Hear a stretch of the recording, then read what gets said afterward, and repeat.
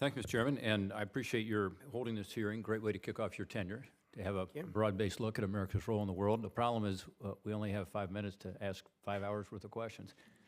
We're going to have some more hearings, Senator. You'll get a shot. But these two are great diplomats in their time and great public servants, and we appreciate your service to our country and your continued advice to us. Hadley, in particular, I had the chance to be one of his colleagues, so I saw the kind of advice he gives the President of the United States and the great respect he has among his peers. So many issues, and let me just focus on Russia and China quickly. One, Steve, I read your piece recently in Foreign Policy with regard to the Kerch Straits and what we should be doing. You advocated a much more aggressive response to Russia and talked about the fact that after Crimea there was very little response, and even on the eastern border, not adequate response in Donbass. What should we do specifically right now with regard to their obviously illegal activities in the Kerch Strait? The article suggested that we should have sanctions in response to Specific sanctions just as to that issue. specific sanctions tied to the incident in Kerch where basically Russia broke an agreement that they had with Ukraine, that there would be joint sovereignty over that strait. Secondly, we need to take steps that are preventive so that Russia does not mistake the lack of response for an invitation to do more. There are areas north of there that are important for water supplies for Crimea, concerned that the Russians might take another chunk out of Ukraine. Freshwater reservoirs, yeah. We should be putting observers and forces there to ensure that Putin is not tempted, and I think we need greater naval operations in that area and in the Baltic Sea for the same reason. And pushing NATO to do more in the region with regard to the naval presence.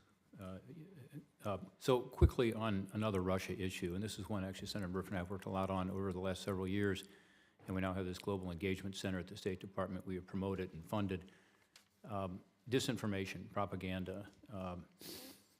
Ambassador Burns, when you were in Russia, you saw this, but I would imagine you would say that between the period you were there, I think it was around 2005, and today, that things have changed dramatically.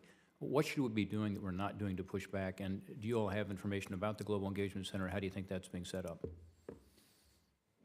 Well, thanks, Senator. I mean, no, I think it's a very smart initiative. I think there are lots of things that we can do. I mean, first is to recognize the severity of the problem, and you know, the 2016 elections, I think, drove that home to all of us as well. But that's not the end of it. I mean, that challenge is continuing, not just for us, but also for our allies in Europe, where, you know, Putin and the Kremlin, I think, are past masters at trying to meddle in problems there as well.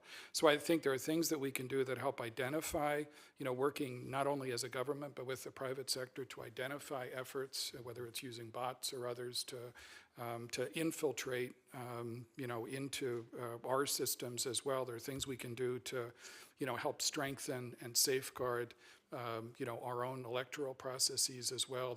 There's examples and experience that we can share with the Europeans who face many of those same challenges. And so, again, I think this is an area where making common cause with some of our transatlantic partners on the Russian disinformation threat is a really smart long-term investment. Yeah. Steve, any thoughts? Okay. Moving to China quickly, we're doing a hearing tomorrow with regard to Chinese influence here in our country with regard to our colleges, universities, and our K-12 institutions. These are the so-called Confucius Institutes. Report is coming out today.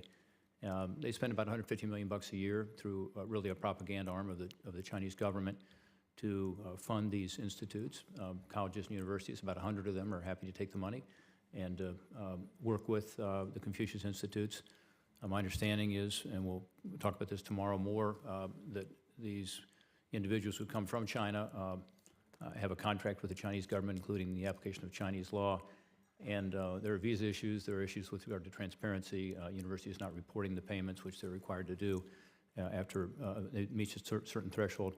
Any thoughts about that issue broadly, and then more specifically, you know, with regard to influence here in this country through our university system, research, technology transfer with regard to China?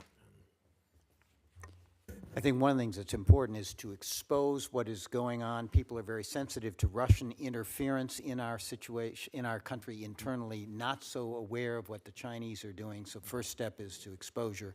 Second of all is a balanced reaction. The solution, in my view, is not to exclude all Chinese graduate students from any American graduate school. There is a lot of value added we get from being an open society where students from all over the world can come and study in our institutions. But having guidelines and restrictions that keep China from using these students as a source of stealing intellectual property and national security and secrets is just common sense. So the question is, expose the problem, get people aware, but then avoid an overreaction and try to craft a sensible set of policies that in some sense take a little bit of a middle road and balance competing considerations that are at stake here. Yeah. My time is up. I like your idea of strategic competitors and strategic partners, and that would be consistent with that. Thank you, Mr. Chairman.